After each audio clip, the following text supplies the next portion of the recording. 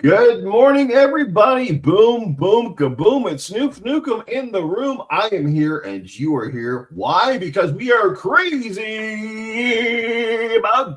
Oh, yeah, baby. It is a Sunday morning, a beautiful Sunday morning up here north of the border in Canada.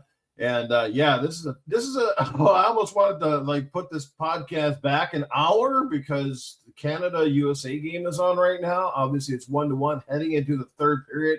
It's anybody's game at this point. So to my friends south of the border, good luck to the USA. Obviously, I'm hoping for Canadian victory here today, taking home the gold. Somebody's walking away with a medal. It's just which color it will be.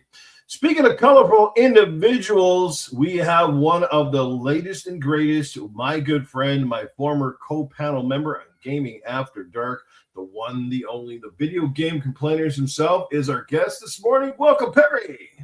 What's going on, Noof? What's going on, chat room? How's everyone doing this Sunday morning? Up very early in the morning on a Sunday, but here I am.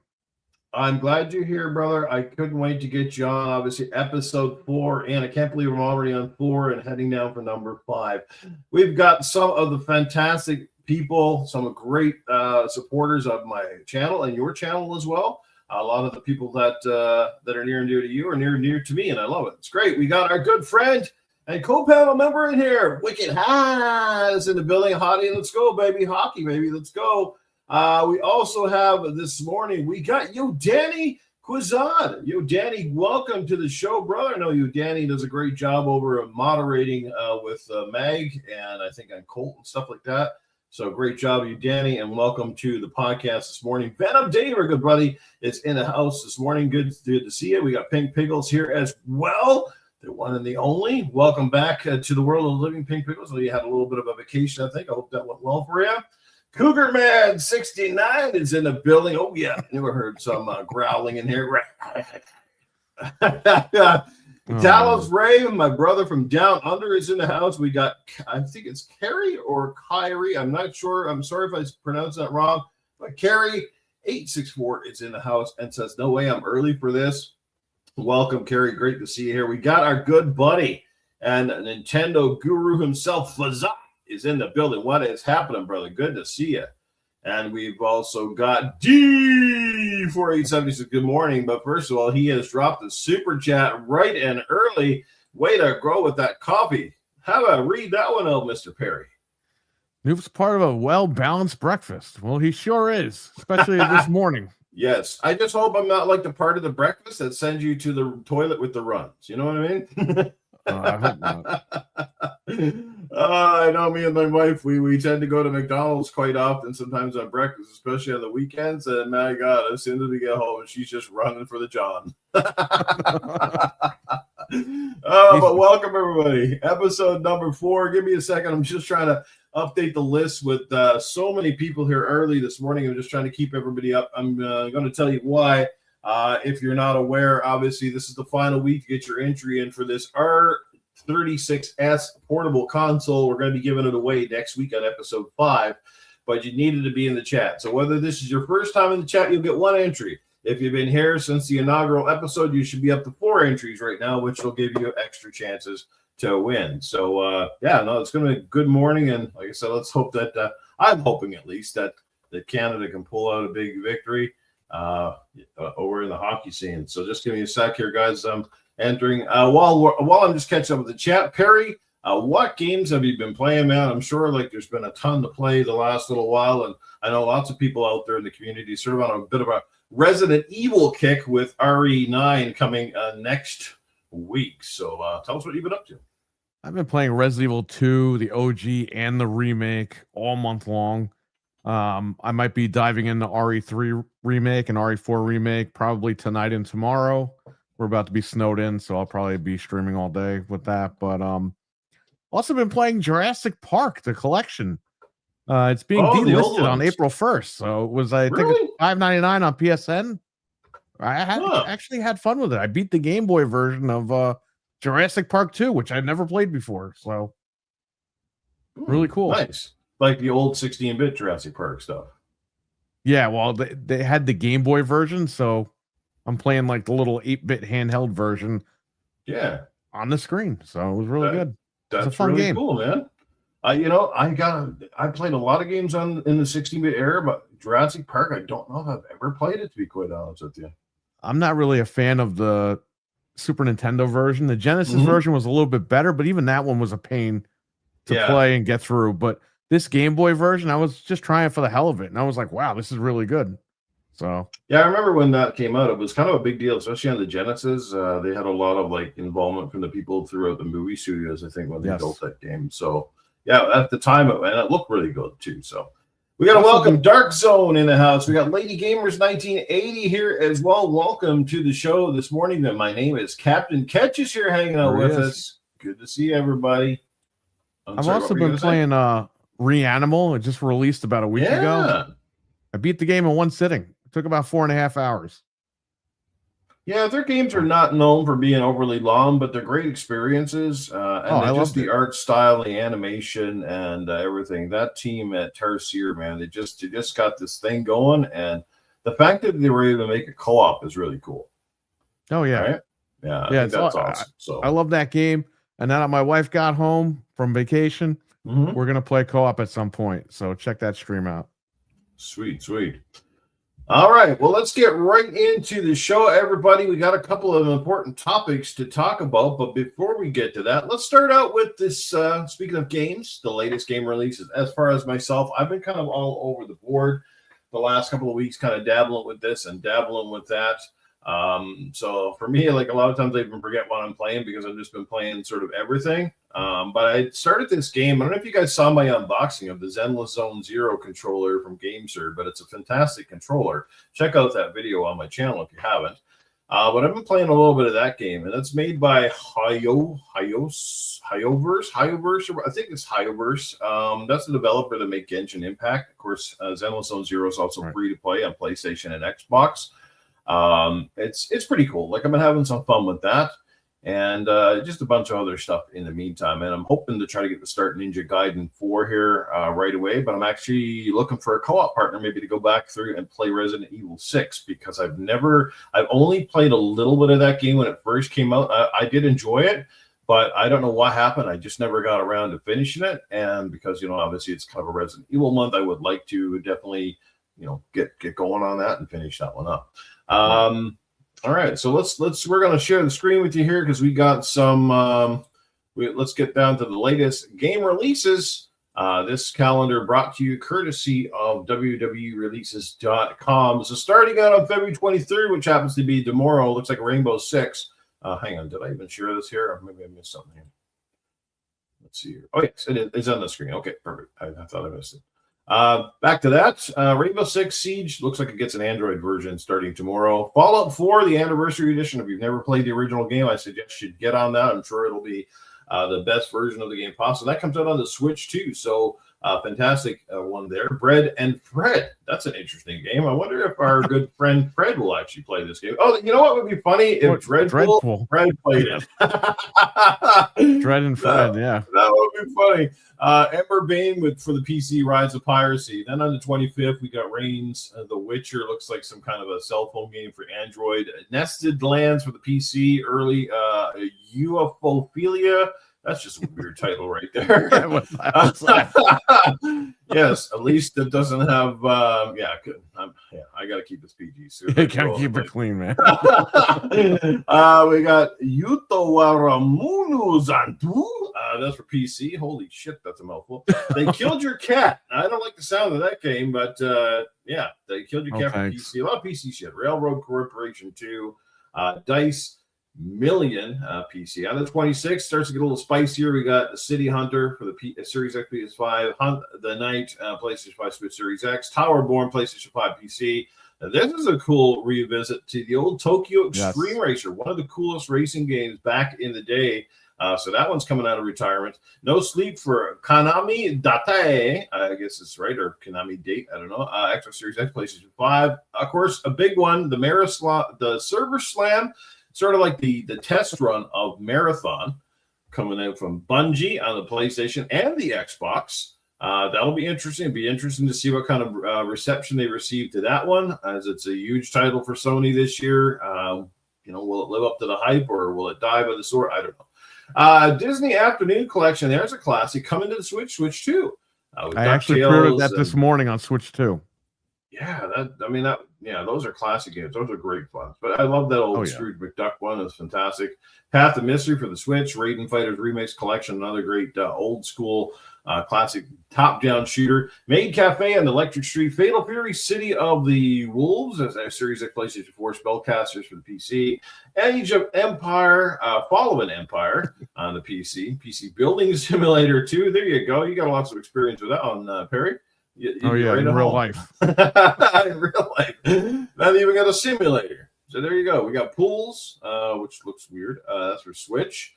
We had Tiny Garden for the Switch. City Cyber Farmer. I like the way they got the font going on here. It looks like the Cyber. They do that all the time. All right. PC Shadow Quarter 2. And then we get to the big one. Probably the first. I would say this is the first major release, the AAA level release of 2026.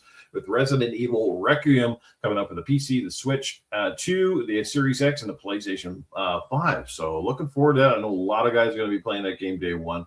Tales of Berseria Remastered. Xbox Series X, Switch 2, PC, PlayStation 5. It's not already out there. Laceria, Summer Kingdom, Resident Evil. Yeah, the Switch is actually getting the collection of Resident Evil with Biohazard, the 7 and 8 Village. I have that pre-ordered as well. Nice. Look at you go, man. Got your bases covered. Don't ever tell you that this man does not buy shit and is not a gamer. Let me tell you, Perry is one of the best. Pokemon Presents, whatever that is. Oh, that's like that's just like a YouTube thing about probably the new games or the new old games coming out. We're getting the Retro Helix Fear Effect 2, PC Switch, PlayStation 5, plus 1, Aquamarine Explorers Edition, Pokemon Fire Red. Yes, because Fire Red and Leaf Green versions are getting sort of re-released. People have been talking about this past week. Yes. You're a Pokemon fan. You're probably fired up. I think those are the Game Boy games, right? Yes, and Nintendo's not putting it on the service. They're charging people $20 a piece. Oh, wow. And that is not a good look for Nintendo, as usual. So, yeah, I heard talk about that too, and I wasn't quite sure what the deal was. Now you know, you cleared up for me. Untamed Kingdom PC Early Access 2-Point Museum. Some people looking forward to that. That's pretty much it before we kind of get to the end of the month. So lots of cool releases, but obviously we're looking at that Resident Evil Requiem. And since we're on the Resident Evil topic, we'll start with that as the first topic of conversation this morning. And that is Resident Evil 9 Requiem. I mean, if the past history is anything to go by, I'm expecting this to be another fantastic game. And in many ways, I think it's going to get even better reception. First of all, because now they're not pigeonholing people into a first-person view only. You actually be able to play the game start to finish from third or first. Let's start with that, Perry. When you play this game, which way will you be playing it? I'm going to start on PC first and then work my way down to the consoles. I'm going to be playing this everywhere because I just want to beat the game everywhere. That's what I do with Resident Evil. It's one of my favorite franchises. I played the game 30 years ago this year. I love the franchise. And shout out to Anthony of Let's Talk Resident Evil over on YouTube. It's his birthday today. Well, happy birthday. And Anthony, he turns 30. So it's his 30th anniversary today. Damn, 30 years old. Like a young pup compared to this little fart over here. Oh, man. Happy birthday, Anthony. It only goes down from 30, so. And what a great week to celebrate your birthday with Resident Evil coming out, right? That's so cool. Oh, yeah. I mean, he's one of the biggest Resident Evil fans out there. I mean, man's even got, does like videos and everything on these guys. He will be 24-hour live streaming that game. Wow, just so you know. Crazy. There you go, guys. Make sure you check that up. Maybe he'll stop by in the chat. You never know. Just updating the old list here. Stevie Mac is in the chat. Wouldn't be a show on a good morning without the Maxter here. What's going on there, Cheesy Mac? Stevie. Yeah, baby. Talos is hanging out with us this morning. Cougar Man here as well. Our buddy Get Wicked Hat is in the building, man. What's going on, brother? I think we've caught up with everybody now. I've got everybody entered so far into that draw for next week. All right, so we talked about the view of the game. I'm probably going to go with third person to start, maybe play it in first. I definitely think that girls sections are going to be absolutely trippy as crap when you play it in first person. Because when that old hag starts chasing you to the house, that looks like that's gonna give you some kind of nightmares, man. Like that just My lord, and then that chunk dude comes out at you too. Oh like... yeah, Chunk. Well, I'm gonna tell you something really funny. Resident Evil Village. There's a baby that chases you, kind of like this monster here. And it's funny because Frank's wife was pregnant at the time. Oh my so God. when Frank was playing it, it scared the crap out of him because the baby chases you, making baby noises, and he was just freaking out. Yeah, that legitimately, I have to honestly say, Perry, when I played that game, that was literally the freakiest part of that game.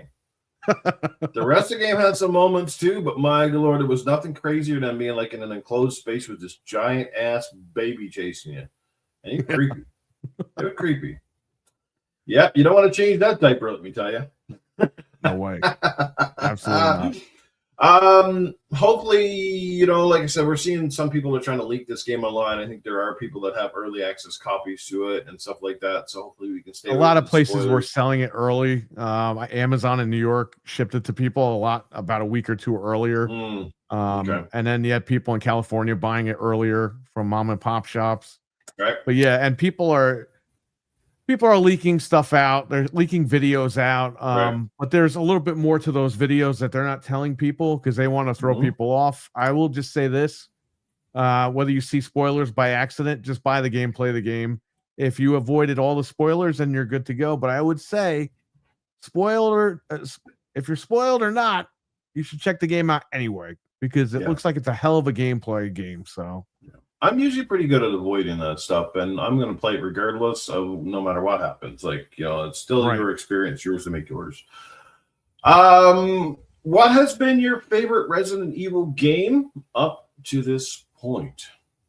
Of all the Resident Evils, I know that's a tough question, but can you narrow it down? If you had to pick one, what would be your number one? It would be the original from PlayStation 1. Okay. Back in the day, Sega Saturn. Those consoles. That game, if it wasn't for that game, you wouldn't have had this great franchise for the last 30 years. That game started it all. But I do love 2. I love 3.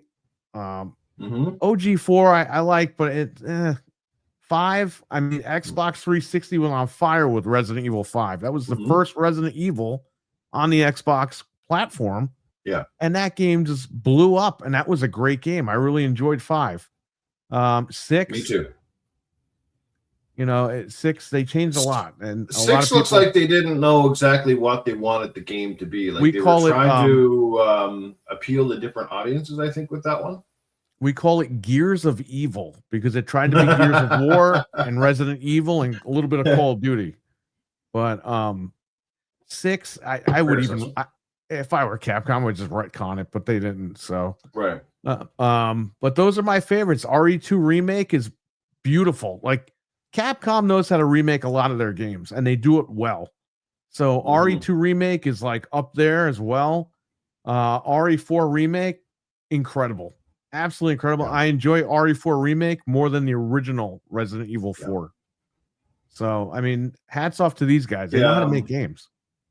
I mean, I really liked what I really like with Village. I mean, I really liked the whole angle of Lady Dimitrescu with her, hopefully I pronounce that right. I never get that right. But I like, of course I did.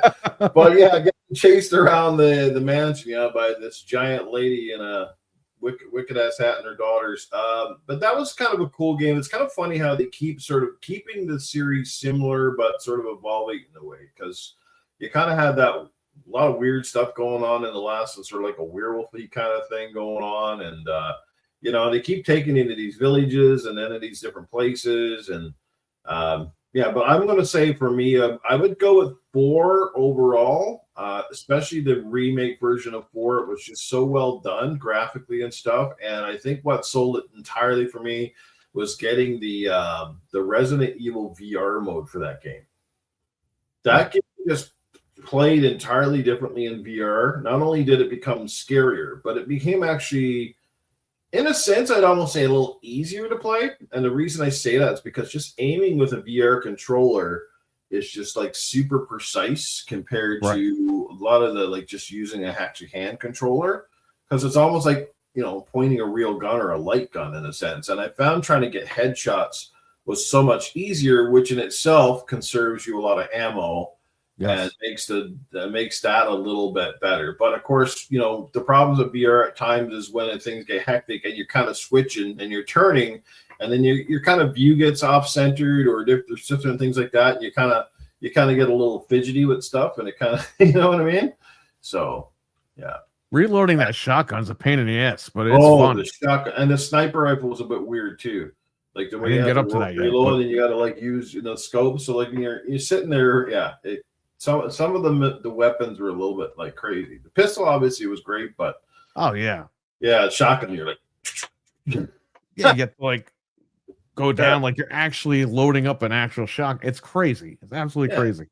Yeah, so it's almost as effective as sticking your hand into a bag of chips with nails surrounding in there or something. Like just weird. Yeah, 1 week away. Dizzy Delta, my Canadian brother, in the house. What's going on, sir? Good to see you here this morning. Yes, Dizzy Delta, good to see you. Yeah, no, there was so many great, and I love those remakes. Resident 2, Resident 3. So I never got into the series till late. I've said this many, many times. It really wasn't until Resident 4 and the GameCube that kind of got me going. And then Resident Evil 5 was like, to me, that was one that blew me away, not only because I actually really liked the setting. And I like the fact that they had Chris Redfield and they had Shiva. I thought those two characters were awesome. And I love the co-op dynamic. It was the first one, I guess, I hate to say it, but it was almost like the first one I felt like it wasn't so scary because I could play it with someone, and it made it a lot more fun. And it made and having someone, especially if you played it with someone who was more versed in Resident Evil, like they could kind of walk you through sort of the shit that you kind of got to do. Made it a lot more fun. So I really liked it. Some people didn't, but I thought Resident Evil 5 was awesome. 6, like I said, what I did play of it, I'm kind of with you, Perry, from what I saw. Now I liked it because it actually appealed to me for the fact that it was more action oriented than perhaps Resident Evils have been in the past. And I can see why they tried it. They were trying to do something. They were trying to appeal to different levels of Resident Evil fans because they were trying to do different character angles, and they were trying to do sort of like different mechanics. They tried to make it the biggest blockbuster of the summer that year, by pulling a little bit from Gears of War and Call of Duty. Like I said earlier, they wanted that to be like the game of the summer, and it flopped because people are like, we didn't buy this to be Gears or Call of Duty, bought this to be Resident Evil. And I think that's where Capcom got a little ahead of themselves. And then that's when they pulled back a little bit, and they released 7, and we're like, we're going to take it back to the way beginning. Originally, they wanted to do first person on the PS1, but they couldn't figure it out at the time. So they took that mechanic. They said, okay, we're going to bring it all the way back. We're going to do it in first person, and we're going to scare the shit out of people. Sorry, didn't mean to say that. That's okay. That's a 4-letter word I think you can drop fairly okay on this channel for sure. Sorry about that. Oh man, it's all good, brother. Yeah, so I mean, obviously Resident Evil is I mean, it is the pioneer. Silent Hill essentially came out shortly after Resident Evil and became sort of its biggest comparator. You kind of compare one with the others, like the Freddy and Jason thing, right? Yep. Some people love one franchise more than the other. Some people like, you know what I mean? It goes back and forth. It depends on your take. Silent Hill had some beautiful games. Silent Hill had some misses. Like, it's easily say the same for Resident Evil. They had some great hits. They had some that kind of missed the mark. They tried a bunch of things. I always said the biggest gamble was Resident Evil 7 when that came out, and they was totally switched to that first person view. But in a sense, I think after the fiasco that was sort of Resident Evil 6 in a way, it was kind of needed. They needed to sort of reinvent the franchise, and I think they wanted to bring back the scares, and there's no question about it. That house and that family, that the way that game that had that slow burn, but it was very creepy, and then it really ramps up and picks up. That game was stellar. There's no question about it. That to me, of all the Resident Evil games, that still might be one of the scariest. Yeah. Although number 2 with Buddy just chasing you constantly around the house and knowing that he's indestructible, and then all of a sudden you got the regular zombies coming out of everywhere and they're slowing you down. I found that one pretty trippy. I was like, man, this dude's crazy. He's shooting the hat off his head and stuff. Oh my lord. That's right. Even he's knocking out the zombies too at some point. Right? They get in his way. So what would you say was the scariest game for you then, Perry? And overall, when it comes to survival horror, what do you think are have been some of your like the games that you go, wow, that was crazy, that was trippy, that made my heart pump a little bit? In general, or just Resident Evil? In general, but the scariest Resident Evil game, and then in general. I think the scariest one was probably the first, because you didn't know, playing it for the very first time, you don't know what to expect. Yeah. And then you're encountering zombies, and you're encountering monsters, and you're encountering giant snakes, giant spiders. Like, let me ask you this, because this one, everything it's as simple as this is. I remember seeing this for the first time, and this was one of the freakiest. Because obviously, coming to that generation, right? We're going to 32-bit PlayStation, Sega Saturn, and we're seeing 3D graphics for the first time. So everything takes on a new life of its own. Prior to that, I mean, what would you say the scariest stuff was? Castlevania games on the Super Nintendo. Right? It's funny. Yes, because Bloodlines. I remember Castlevania Bloodlines on Sega Genesis. Mm-hmm. If you watch the intro. Mm-hmm. You watch it now, it's not scary. But as a kid, when that game came out, that intro was very scary, especially with the music and the way that they were telling the story and all that. Yeah. And then you hit the start button. You're like, what am I getting into? Super Nintendo, Super Castlevania 4, that intro with the music, with the lightning striking the tombstone, forget about it. That's before you even start the game. You're already scared. Yeah. So lots of scary games back then. The music, the atmosphere, everything. So Resident Evil, you get here, you get this game, Resident Evil, you go into these, first of all, these fantastically rendered environments, because they pre-render them and put the polygonal players. And then you had, like I said, in itself, the controls were scary. Because for me, I found the tank controls of trying to turn and then trying to aim were like, oh my God. Like, when things got heated and you're trying to turn the character, and of course the view always kind of, because it's always a set view and you're going away from shit. But like when that dog, remember when the dogs first come through the window? Yes, that is scary because you're not expecting it. Right? No, you weren't. And you certainly weren't expecting these mutated hell dogs to jump in there. And you're like, oh my Lord, and I got to shoot at these things now. Well, right? Yeah. Also the intro movie. That's what really got me hooked. Yes. Like we played the game. And I'm sitting there, I'm watching the intro movie, and I'm like, wow, this is the current consoles. Like, you have to remember, we jumped from Super Nintendo and Sega to PlayStation and Sega Saturn. So these movies are something new to us at the time. To everybody in the chat, they're just movies, whatever. But back then, that was mind blowing. It was like, back then was wow, super realistic. This game could do this. And it pulled you into the game. Yeah, totally. That pulled me in. That intro movie where they're in the forest running around and all that. Crazy. Yeah, and outside of Resident Evil, what's been one of the games, like I said, that makes your heart palpitate the most? As a kid, I was always scared of the Jason game because, again, the music. They play the Jason music at the beginning. You see the knife go through the freaking eye socket. And the whole game, you're hearing the music. It's all scary. Nintendo had the synthesizer music. Dude, that music is scary. It's crazy. Because you're into the movies and stuff. Right. For me, I mean, there's been a lot of great games. And the survival horror genre now is compared to a few years ago, is actually getting fairly packed. And there's a lot of these games. And even some of the games that I wouldn't call survival horror can be scary at times. I mean, you're stuck in stuff like, Lords of the Fallen and the Bloodborne game and everything else. There's some moments too in some of those games. Like some of those enemies can be kind of creepy. But for me, the one that really takes the cake, and there's been a lot, but I'm going to say Outlast. The Outlast games to me, the camera and everything. Just because the camera, the lack of seeing anything, like a lot of those games is more about the sound and the atmosphere, and those games are really trippy. I found I was intense, and even one that might be unintentionally scary, I would have to give it to Alien Isolation, because Alien Isolation isn't like the whole time you're just shooting aliens and that sort of stuff. It's about what you don't see. You don't see the alien too much, especially at the start of the game, and they really build up that tension, and they do it so well you could almost picture yourself being in the movie. Like if that was a VR game, you'd probably be losing your marbles, right? Because you kind of felt like you were isolated on a ship. You didn't have a lot of resources at your disposal. This thing's chasing you around. And even one of the coolest parts back in the day, and people don't realize this, but when that game came out, it came out on the 360 and the PS3 originally. And Yeah, what did 360, right? Was it 360 or was it Xbox One? When did that game come? Xbox One?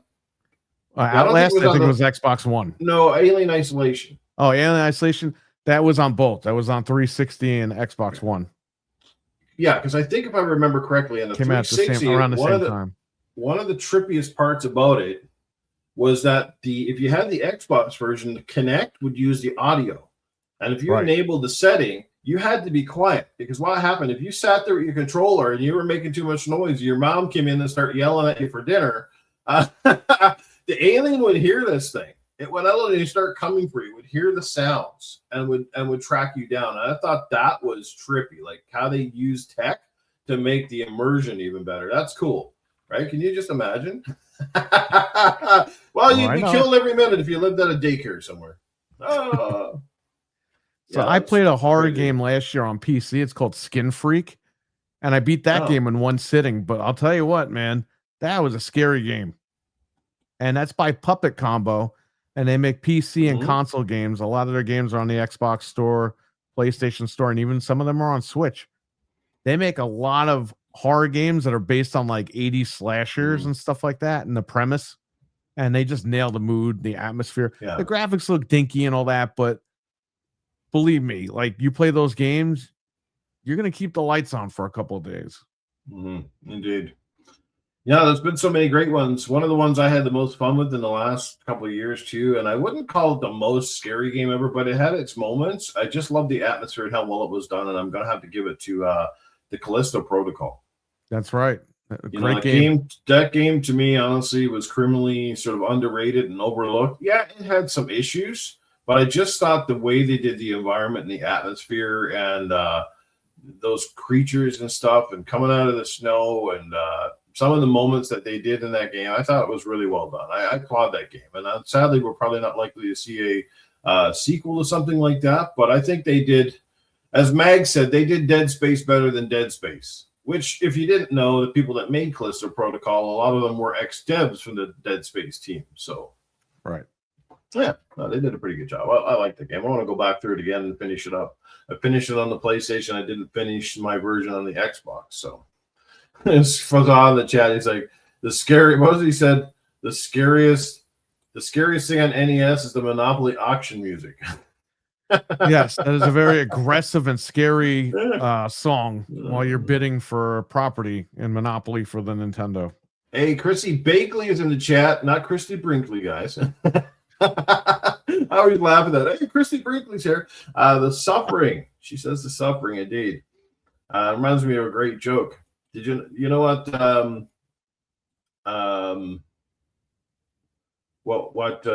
does this joke go?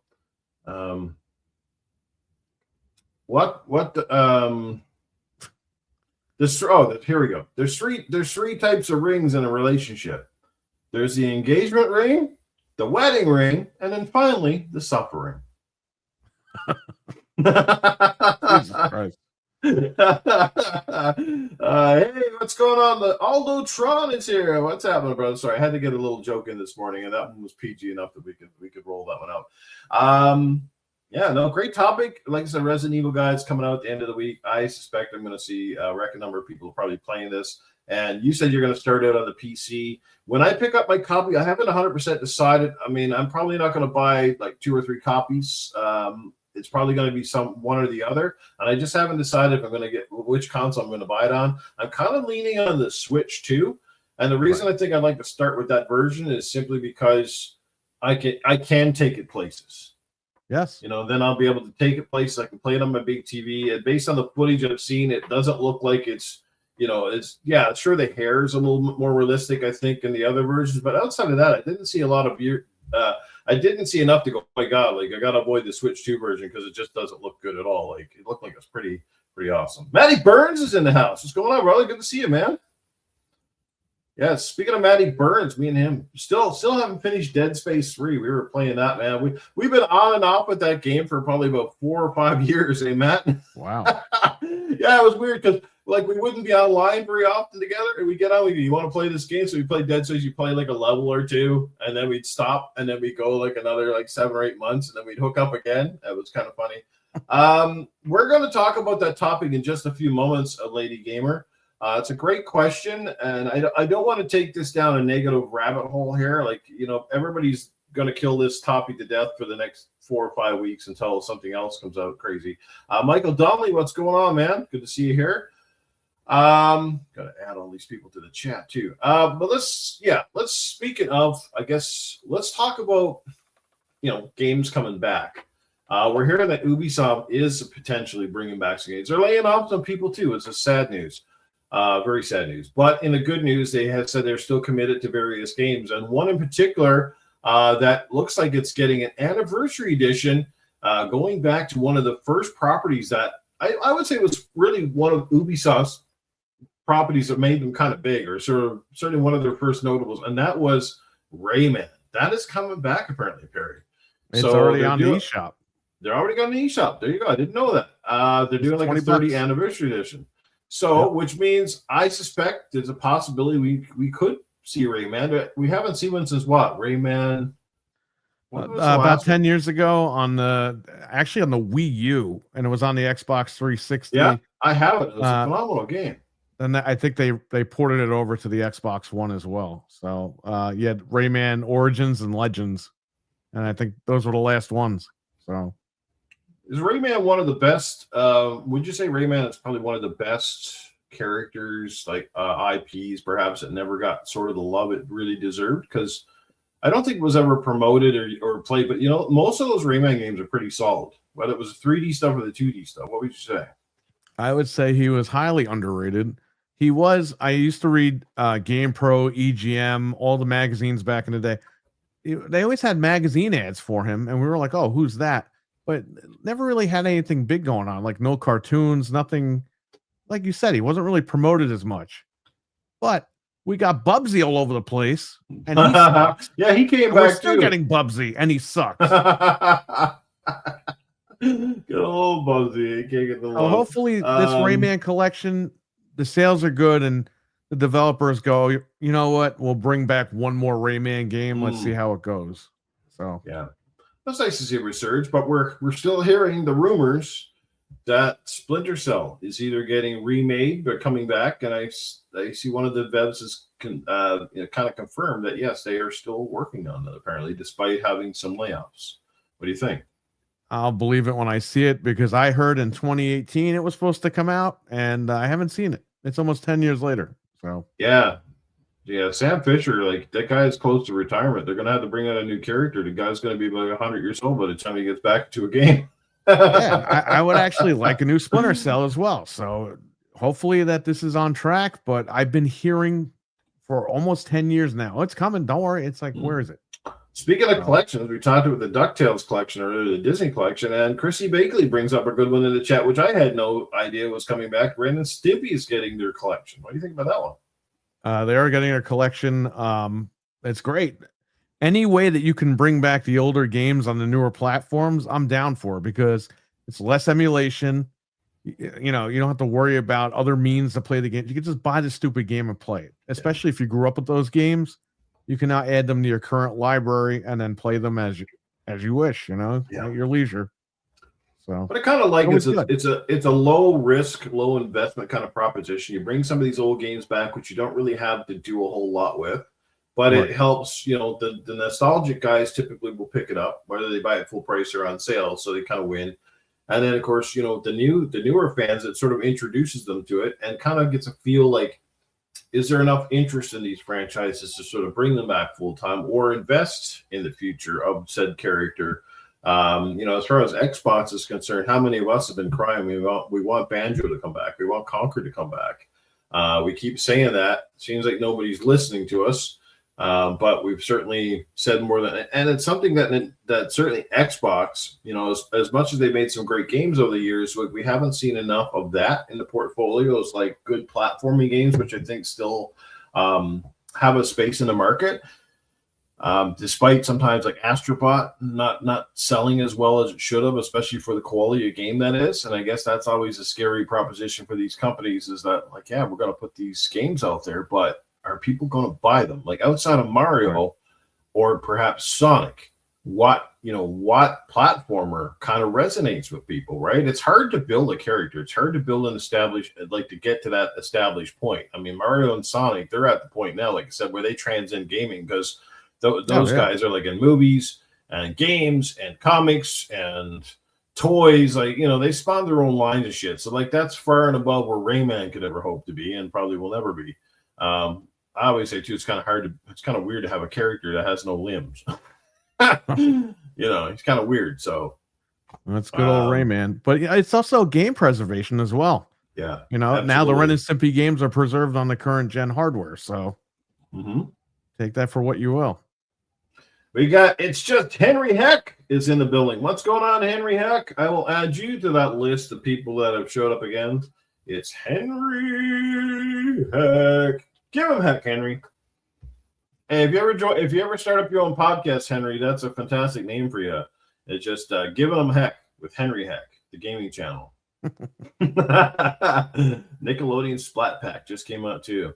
Yeah, crazy stuff. We're definitely seeing a resurgence. We saw that Ninja Turtles collection a while back. I'm loving it. I think it's great for the industry to bring back. Yeah, because obviously, a lot of kids don't have access to go back to the old consoles, and plus having to hook up 5 and 16s or 5 or 6 devices to stuff is not always easy. A lot of the old consoles are dying as well. A lot of them, the lasers are burning out. Yeah. Games are getting disc rot. You know what I mean? Like, so again, this is preservation. It's another way to play these games. And going back to Resident Evil real quick, we might get a Resident Evil collection in March. Just saying. Right. So keep your eyes open for that as well. That would be pretty cool. That would be pretty cool indeed. We have to wait and see. Indeed. All right. Just kind of getting back to the topics at hand here, guys. Obviously, we talked about Resident Evil, scary games. We kind of just gave your favorite, and to the chat, you guys did kind of post in your favorite. What is your favorite, survival horror genre?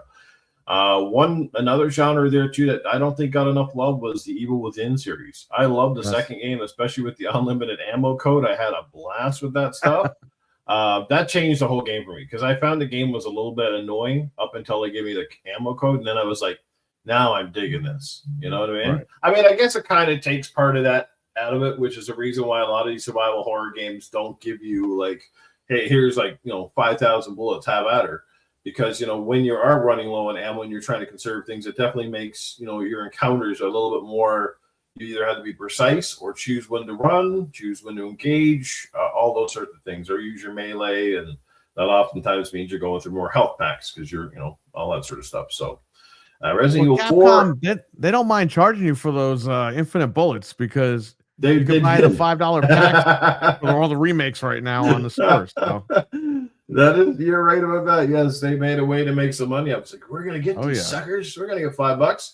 But hey, I'll pay the $5 if it makes the game way more enjoyable for me. That's just me. But yeah, absolutely. Let's go for it. Let's move into a couple of big news articles. Like I said here, we talked about game releases, talked about the horror, Resident Evil coming out. But let's talk about a few things. And unfortunately, like I said, there's some negative sides to these next topics. That is Blue Point Games, and never really talked about this one, but those guys getting shut down. Now, here's my 2 cents, and I'll get your 2 cents on it, Perry. Anytime a studio gets shut down, it's never a good thing. There's no other way to spin it. No, for whatever reasons they have, it's never a good way to spin it. That just means, a lot of people lose their job.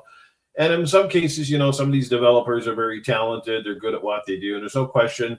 The Demon Souls remake came out to a lot of fanfare. They did a phenomenal job with that on the PlayStation 5 launch. They were responsible. The original time I remember seeing their logo was on the Uncharted collection that came out on the PS4 with the original Uncharted games all in one pack. They did a great job with sort of, they didn't rebuild it, but they did, it was well done. There's still work to be done, even when you got to transfer games from different engines over to a new console.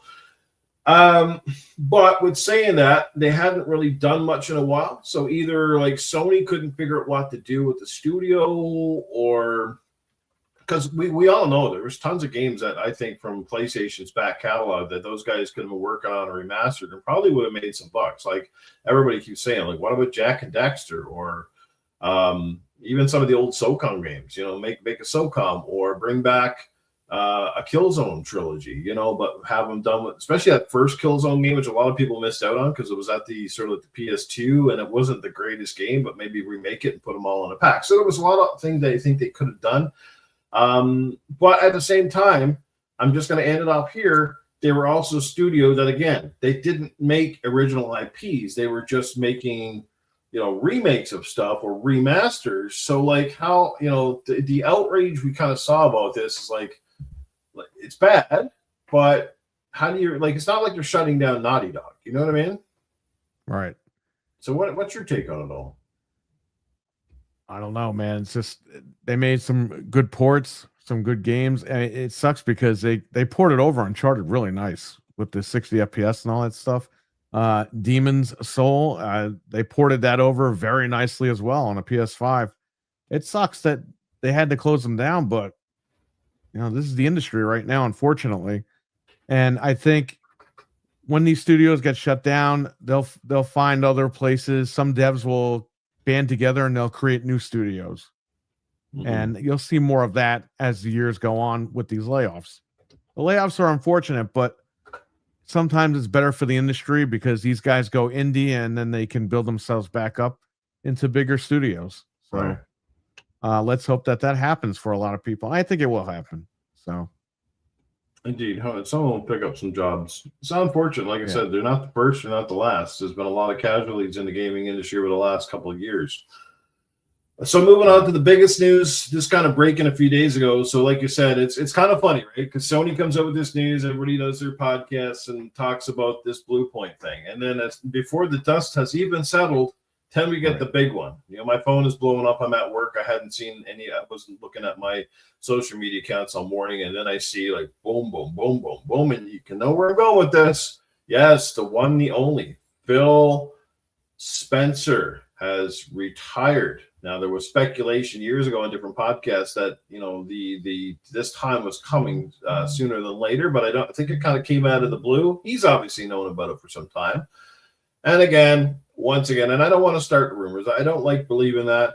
Because maybe it was a planned exodus. Maybe, you know, there's a lot of that rumors. He kind of got fired. He's forced out, blah, blah, blah. Like, I don't want to start that. I don't know the facts. I'm just stating, look, he retired, and I'm going to go with that. But obviously things at Xbox, no secret, have not been hunky-dory over the last while for those guys, right? They're missing a lot of market, like a lot of totals. They're, you know, console sales, it's a volatile thing right now. Prices have gone up, Game Pass went up. You know, they had a wicked year in terms of released games. But outside of like that part, there's been a lot of missteps along the way. So he steps down, and then this even bigger shocker, because we kind of figure when Phil kind of stepped away, Sarah Bond would kind of be essentially the face of Xbox, and then she basically calls it a day too. What's going on, Perry? Just kind of in, you know, your perception of this whole thing, and I guess the biggest question for us in the chat, the fans, what happens for Xbox now that Asha Sharma is taking over the helm? Really, I don't think anything changes as far as where they're going. It seems like Microsoft wanted to go one way, Phil Spencer and Sarah Bond wanted to go another way, and they couldn't just meet in the middle. And I think that's where Satya said, all right, you guys are off the bus, and we're going to keep driving this thing with the new driver, and that's it. I think this is more of, I'll be honest, I think Microsoft is trying to sabotage the Xbox brand. Mm-hmm. I think Satya just wanted the yes person. And again, we don't know what this new lady's going to do. It's super early to call that. Mm-hmm. But if he had a power struggle with Phil and Sarah Bond, something tells me that he just wanted a replacement, his replacement, and he wants things done his way. And this person will do things the way he wants them done. And that's it. And we have to, it's going to be a roller coaster ride. We got to see what happens. 100%. It is a roller coaster ride.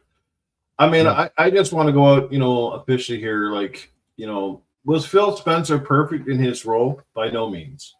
But I think the majority of us have been around this industry long enough to know that he was instrumental in at least salvaging the demise of the brand at some point for a resurgence. I think if they at the juncture where Phil had turned things around, I think that they kept going the course, I think they might have been in a different trajectory than they are now.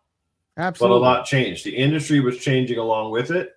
You know, the live service games became a thing. Obviously, Game Pass was sort of the pioneer and instrumental to kind of spearheading this, you know, streaming games kind of thing. And again, I'm not here. Game Pass, phenomenal value, but it's not the winner that everybody would think it is. It certainly wasn't the winner for me. I'm old school, and people say get with the times, but no, like you have to remember. And somebody said this really well to me, and this is perfect. We were talking about marketing and how you don't see as much Xbox in stores. Well, here, think of it this way. Why would you, or even as a store owner, why would you want to put Xbox and Game Pass front row and center in your store when your living is to sell games in your store?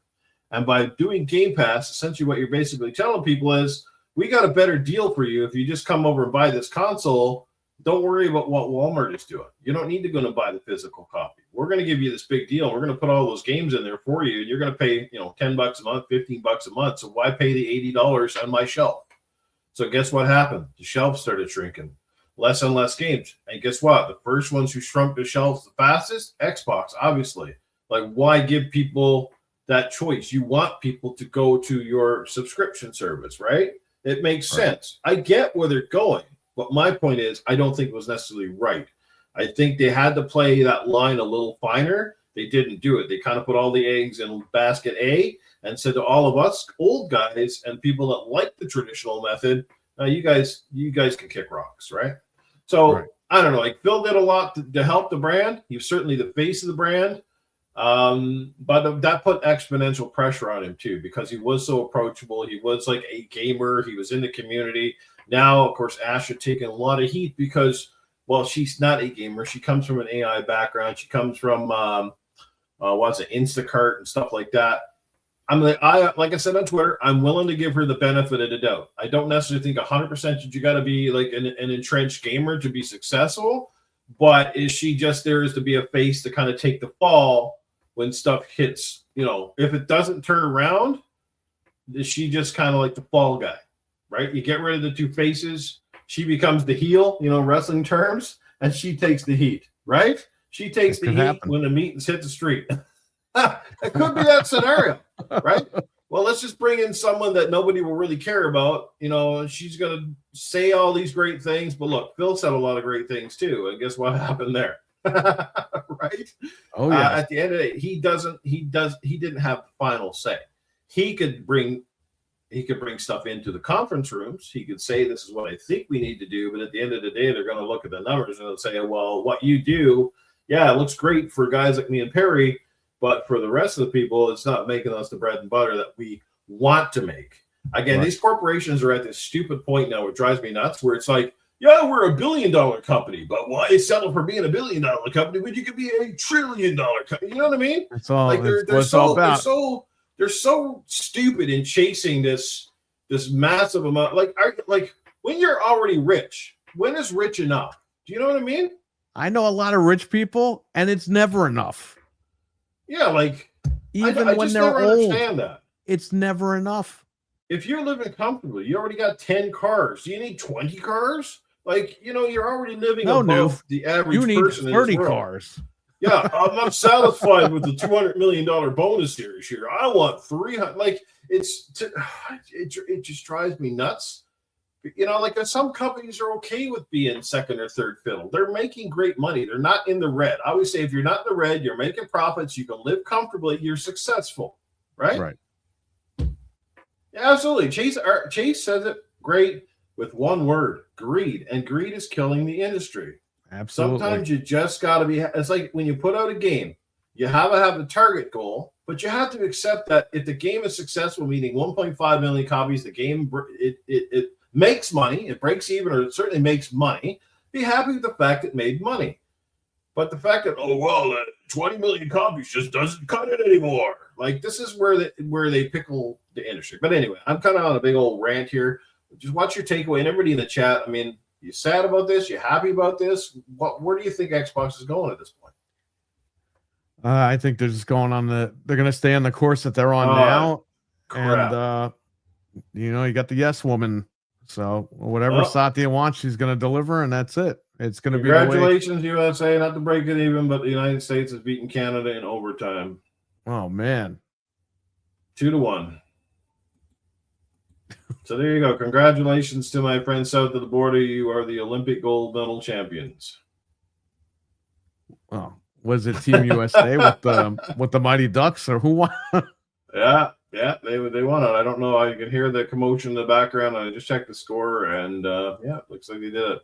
Which is problem. Sorry, not to go off topic, but with the Olympic Games, I mean, traditionally, if you watch games, when you go to overtime, it's a 5-on-5 overtime. But they decided to do this 3-on-3 continuous overtime. Right? Well, if you ever want to do an Olympic Games podcast, you know who to call. Absolutely. But back to the topic again. Sorry not to get off topic, but big news there. There you go. Sorry, go ahead, Perry. I didn't mean to cut you off. I just think that nothing's really going to change.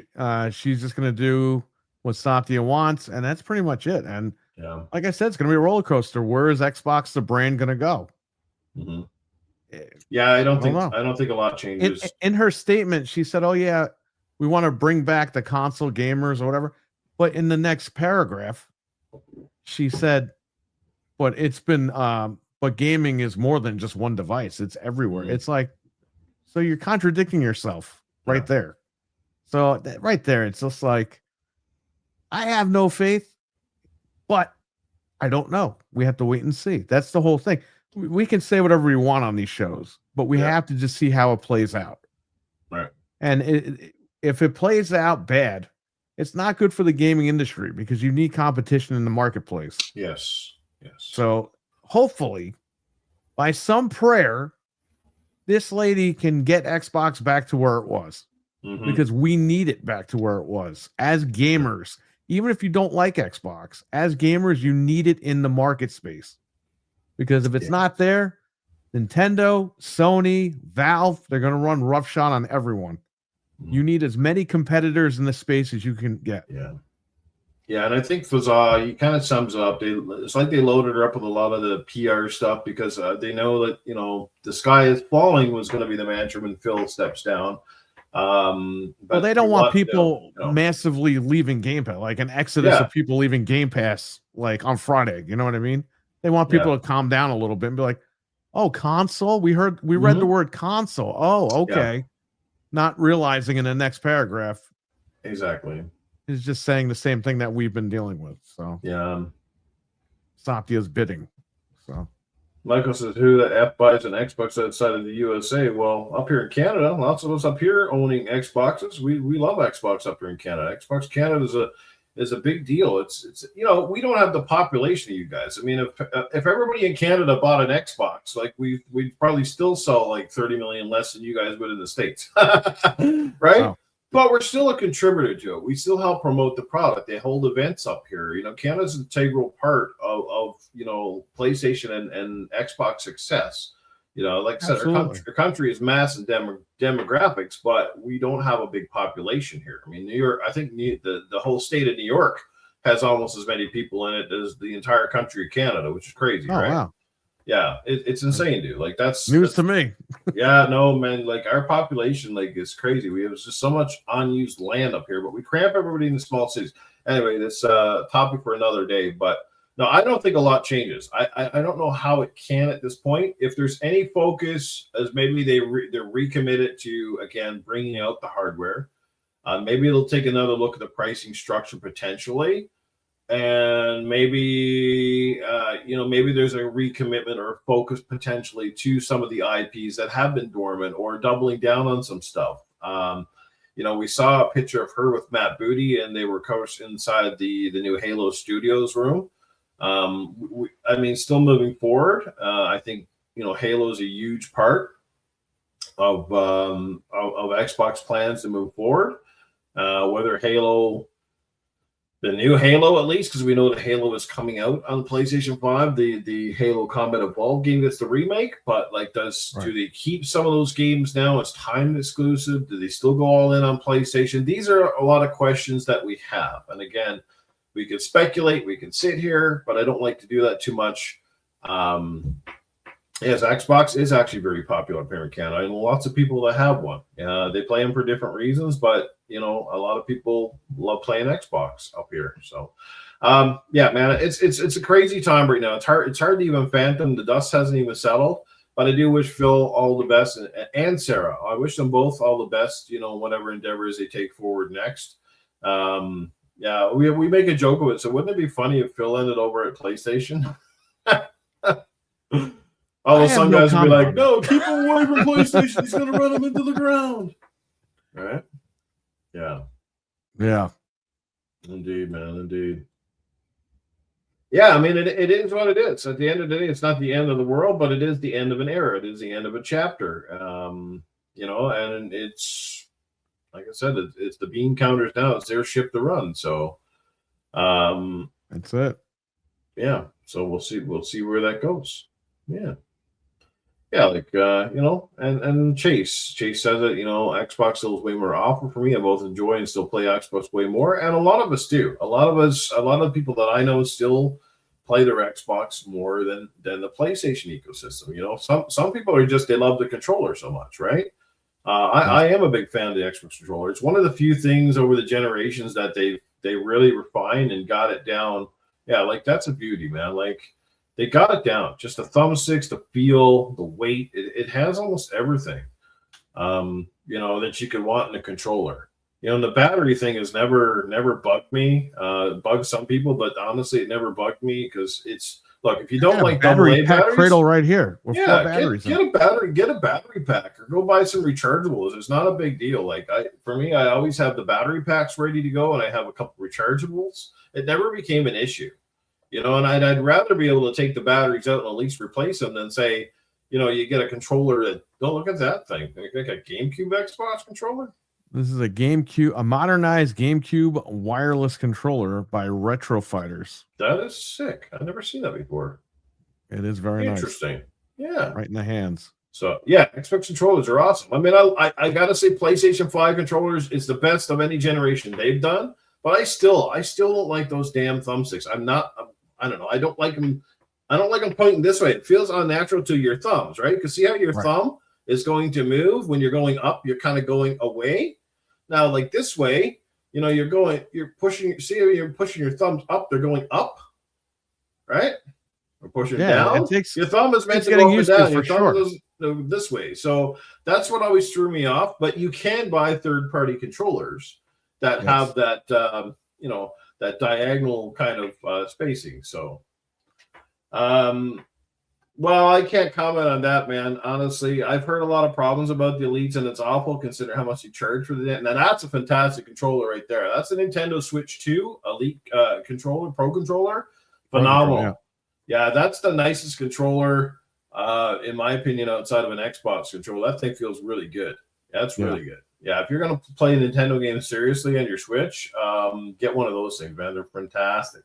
And they have a Resident Evil 9 one coming out this week as well. So, ooh, it's official. It just has Resident Evil on here. Hey, we got some. It looks like we got some new people in chat. The Game Adaptation Newscast. So, welcome, my friend. Greatly appreciate you being here. Michael Donnelly here as well. Proto Foxy, our good buddies in the house. What's going on, Proto? Good to see you, brother. Hope you're having a good morning. Yeah, so lots of awesome people. D is still hanging out with us here. Chalice, Ray, Pink Pickles, the Aldotron. I think I got it. Yeah, I've been adding people to this list here. Trying to keep up with everybody. Thank God my chat doesn't scroll too crazily fast.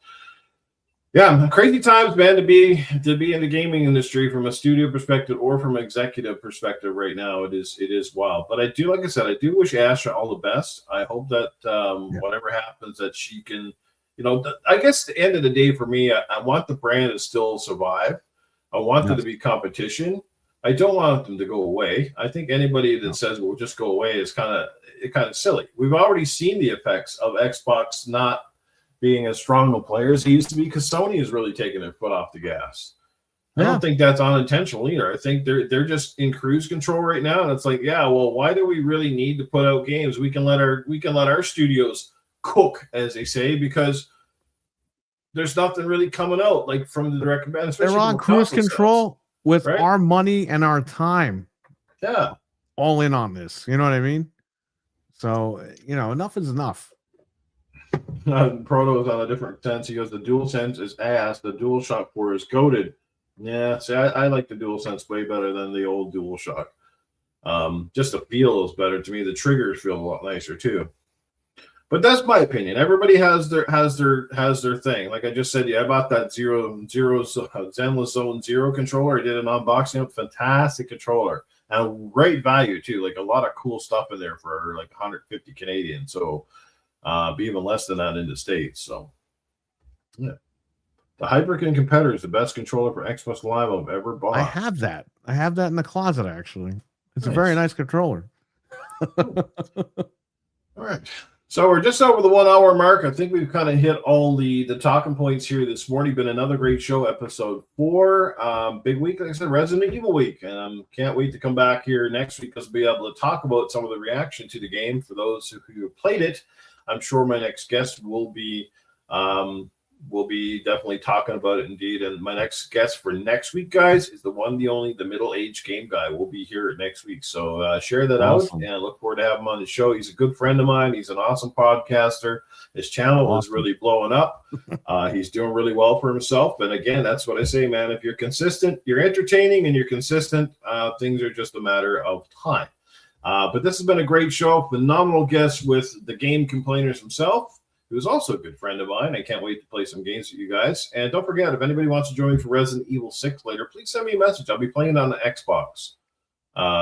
Yes, on the Xbox. So maybe I'll join. I don't know. Let's see what happens.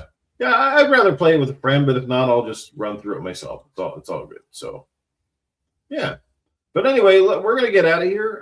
Perry, any closing remarks or anything? I do have links to your YouTube channel and, of course, your social media account listed in the description below. So make sure you give this man a follow, guys, and go check out his content. He does a lot of great streams. He's got a lot of community stuff. Like I said, big fan of wrestling. The list goes on. So, him, Anthony, Frank, Fred, ECW, look at that. The old hardcore stuff, man, right there. So any further comments here? Any closing remarks? Just happy birthday again to Anthony. Go visit his channel. Let's Talk Resident Evil on YouTube. He's actually filmed a lot of the Resident Evil short movies, Keeper's Diary, that came out last year. And he has a new movie coming out that they're premiering actually next week. I'm sorry, in 2 weeks in Las Vegas. So stay tuned for that. That's some big news over there. Looking forward to that. And then every Wednesday night, the Game Complainers podcast around 10 p.m. Eastern. Myself, Anthony, Frank, and Fred, and sometimes Stevie Mac, right here on YouTube, on the Game Complainers YouTube channel. So check us out there. Thanks for having me on your podcast, too, on Friday night. That was a lot of fun, man. You have an open... I don't even have to invite you. You can just come in whenever you want. I know. I don't like to feel like I'm intruding, and but we had a great time, great consumption, and of course, I had a couple of pretty epic rants on there. So, and we got another super chat coming in from our good friend D. He drops another one. D487, $10. There you go. See you next time. All right, D. We'll see you. Thank you again. We will see you next time. See you, Chrissy, Dizzy, RWK, man, Talos Ray, You're Wicked Hot, Proto Foxy. The list goes on. Michael Donnelly. You guys are all amazing. Thank you guys for making this 4 weeks have been absolutely phenomenal. I love the response to this podcast. Keep the comments coming, whether you're loving it, whether there's something I should change. I got plans for this podcast. It's going to take some time. Obviously, I don't even have an intro for the show yet, right? But I'm going to work on all that stuff. Definitely have some things I want to do, but again, it's time constraints. So I don't want the show to start getting into 1.5 hours, 2 hours, 3 hours, that sort of stuff. I want to try to keep it on point. So far, 4 weeks have been pretty damn good. Next week's could get all nutty, like I said, with the mag here. Man knows how to let the lips rumble. So, yeah. But anyway, it's been a great show. Thanks to my guests, the Game Complainers, and to everybody in the chat. You're phenomenal. And don't forget, like I said, guys, next week is the week where we're going to do a draw for this little game portable. Over 20,000 retro games on here. And I can tell you, when it comes to 8-bit, 16-bit, and all that stuff, this thing performs. It is phenomenal. Great screen quality. Save your games on the fly, that sort of stuff. It is really, really, really cool. And somebody's going to enjoy this for yourself or for your kids, especially if you love retro gaming. It is pretty sweet. So, Matty Burns, we'll catch up with you later. We'll see you all next week, guys. Take care. Much love. And congratulations to the United States, gold medal champions. They finally got it done. Like, first time since 1980, if I'm correct, winning gold. Wow. So, yeah, it's been a long time. Well, thanks for having me before we go, just so everybody knows. You're always welcome here, brother. You are a big part of everything that I do. So yeah, take care. Man. See you, everybody. Take care. Have a great day. See you, everyone.